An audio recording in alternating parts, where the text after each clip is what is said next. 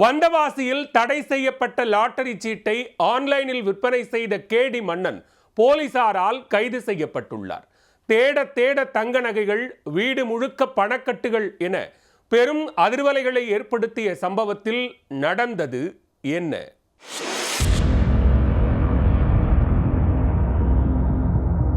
வந்தவாசியில் 2 சொகுசு வீடுகள் கட்டி சோக்காக வாழ்ந்து வந்தவர்தான் இவர்.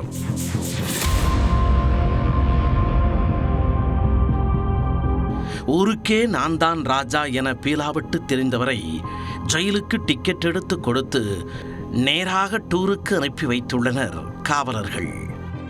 தான் நடத்தி வரும் ஊதுபத்தி ஃபேக்டரியில் காசு கொட்டோ கொட்டு என்று கொட்டுவதாக கதையளந்து விட்டவர் வேறு எந்த வழியில் கல்லா கட்டி உள்ளார் என தெரியுமா?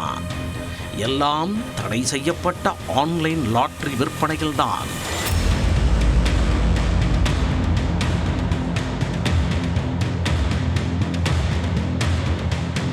அப்பாவி மக்களை ஏமாற்றி ஆடம்பர வாழ்க்கை வாழ்ந்து வந்த கேடி மன்னனின் பின்னணி என்ன?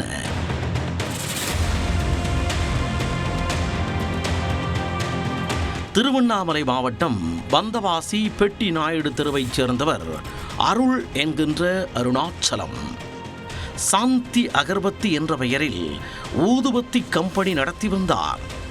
தொழில் ஓஹோன்னு போகுது போல அருள்கிட்ட காசு விளையாடுதியா என ஊரே வேடிக்கை பார்த்தது. அப்பொழுதுதான் அருளின் இன்னொரு முகம் ஊர் மக்களுக்கு தெரிய வந்தது.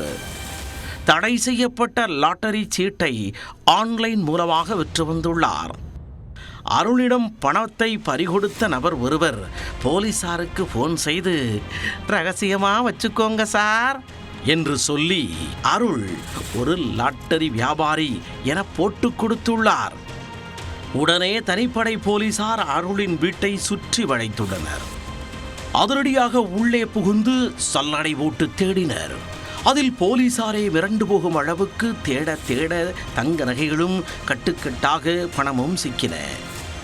82 சவரன் தங்க நகைகள் மற்றும் 49 லட்சம் ரூபாய் ரொக்கம் உள்ளிட்டவை பறிமுதல் செய்யப்பட்டன. ஐயா, கஷ்டப்பட்டு வாங்கின நகைங்க ஐயா இதெல்லாம் என கண்ணீரோடு கதறி உள்ளார்.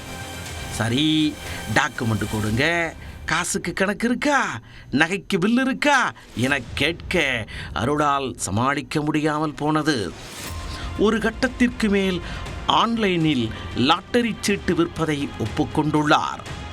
எதிர்பார்த்தது போல குற்றம் உறுதியானதால் அருளை கைது செய்த காவல்துறையினர் அவரின் கூட்டாளியான இப்ராஹிமையும் கைது செய்தனர். இருவரையும் நீதிமன்றத்தில் ஆஜர்படுத்தி சிறையில் அடைத்த போலீசார் ஆன்லைன் லாட்டரி கும்பலின் பின்னால் இயங்குபவர்கள் யார், இவர்களால் பாதிக்கப்பட்டவர்கள் எத்தனை பேர் என்ற கோணத்திலும் விசாரித்து வருகின்றனர்.